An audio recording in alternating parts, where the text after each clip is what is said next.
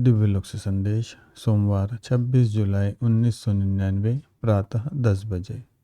प्रिय मालिक पूज्य बाबूजी महाराज, तुम संतुष्ट हो।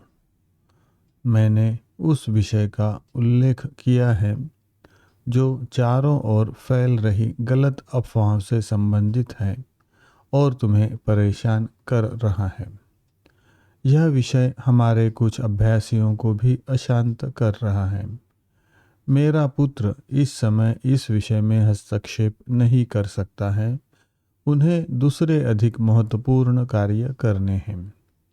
वैसे भी यदि वे इस प्रश्न पर बोलते तो भी इससे व्यवहार में कोई परिवर्तन नहीं होगा।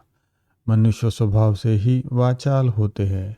वे न केवल किसी रहस्य को बहुत कम गुप्त रख पाते हैं, अपितु उसका अक्सर एक तरह का काल्पनिक चित्रण करके उसमें रस लेते हैं।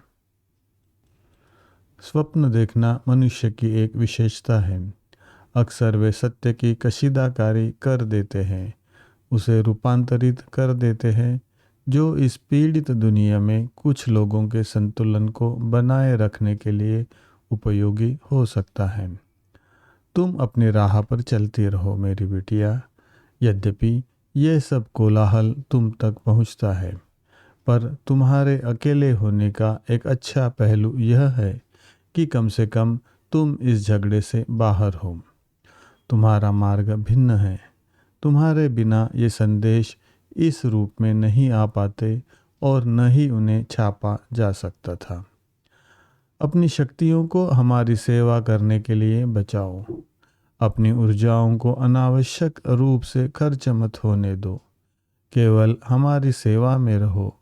हम प्रसन्न हैं कि हमारे पास एक माध्यम है जो बिना बढ़ चढ़कर या किसी भी रूप में अपने आप को महत्वपूर्ण बनाए बिना जो कुछ हम कहना चाहते हैं उसे सही रूप में लोगों तक पहुंचाता है। इन्हीं कारणों से तुम्हें चुना गया था। मेरी प्यारी बिटिया, तुम हमारी दृष्टि में बहुत मूल्यवान हो।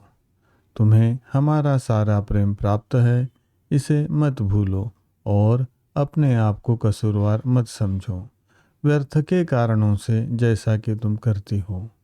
दिलों के मिलन में हमारे साथ अच्छी तरह से रहो। पूज्य बाबूजी महाराज।